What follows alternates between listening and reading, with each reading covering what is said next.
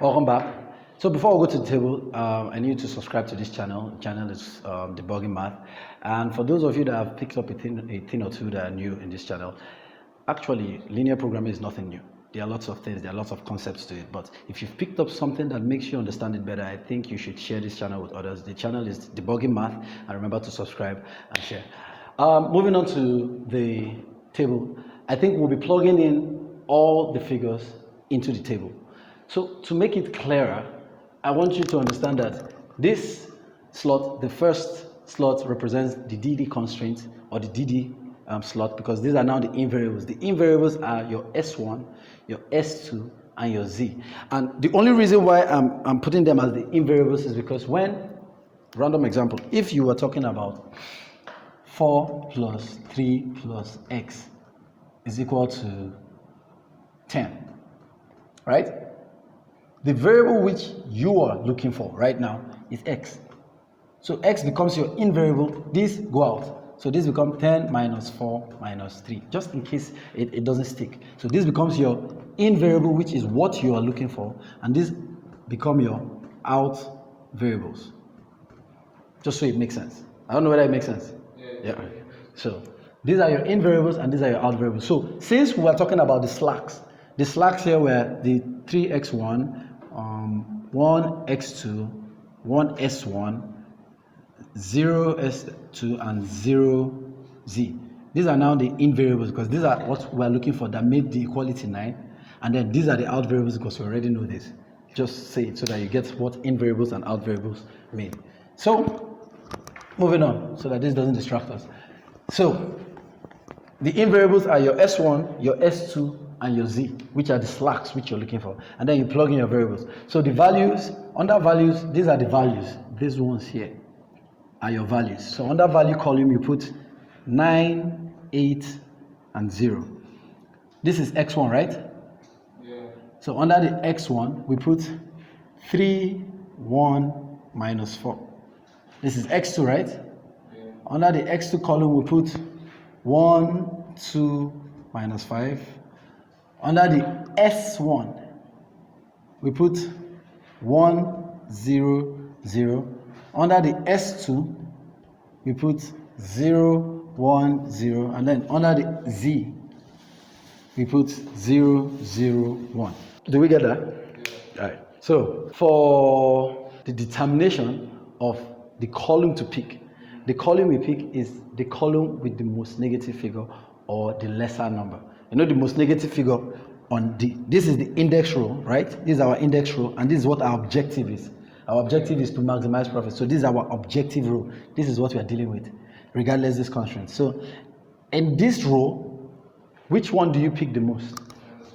Now, to make it make more sense so that we see it in the silliest perspective, if your dad asks you, do you want 5,000 or 4,000? What would you say?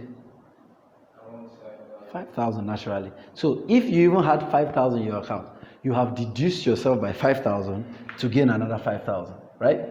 So you will go for the higher one before the lesser one. So we pick this, and this automatically becomes our pivot column, right?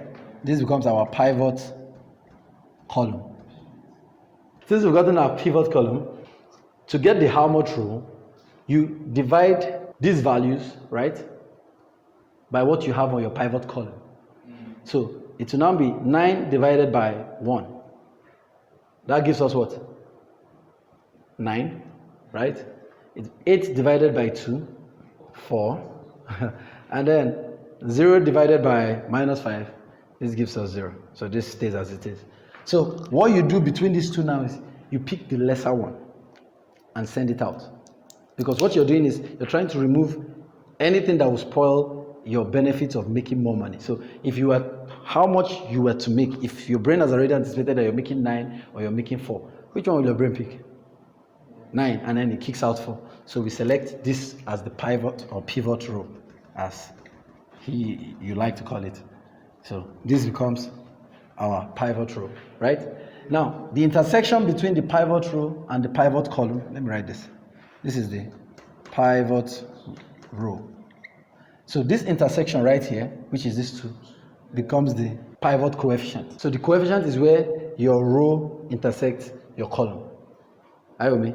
So now, when we have gotten this, the aim of this whole table is to make everything on this row either 0 or 1 or positive. It must not be negative. We must not have a negative figure here. So what we do now is we use a formula that we use for the next table.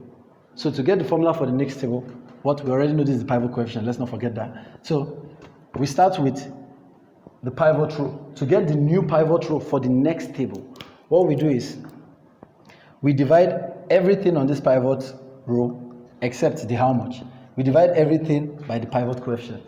So what we have is 8, 1, 2, 0, 1, 0. All divided by 2. Is there any question? Is there any question? Okay. So we divide everything we have on this row by 2 to be able to get the new second row for the second table. Because until we get all positive or 0 and 1, the pivot coefficient. The pivot coefficient is divided, yes, including the pivot coefficient. Yes. No. So we are dividing them differently, right? Yes, we are dividing them differently. Like 8 divided by 2. Thank you. So we'll have something like this.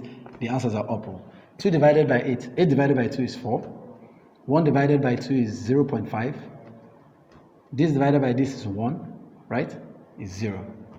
So our new second row, which is what we are going to plug into the next table, our new second row would be this.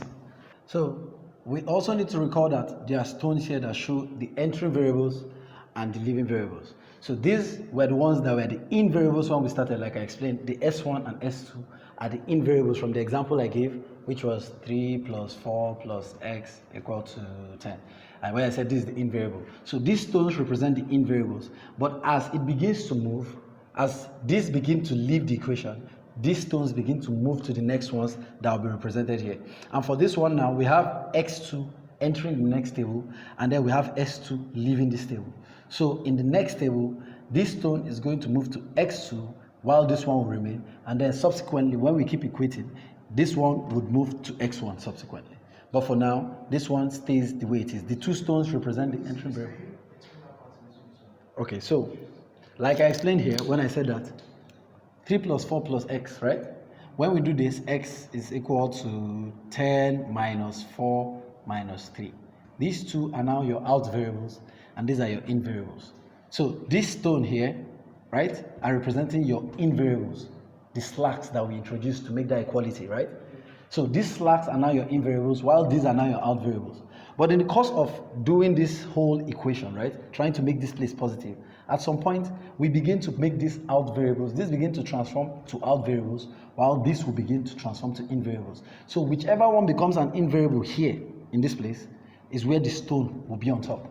So the stones that are on top represent the in variables, while those that are without the stones are automatically the out variables. And in this equation now, this is an out variable because we have 4 here, which is lower than 9. Like I told you, you always pick the higher number over the lower number. So you're putting this out. So automatically S2 becomes a what? An out variable. So it automatically becomes an out variable here. And then X2 being the pivot column becomes an in variable here and then comes here in the next table. So it becomes X2, the in variable. The stone will then move from here to here, because this is now going to enter here, and this one is being booted out because it's lower. So we'll now have S1, X2, and Z. So let's move on to the next table.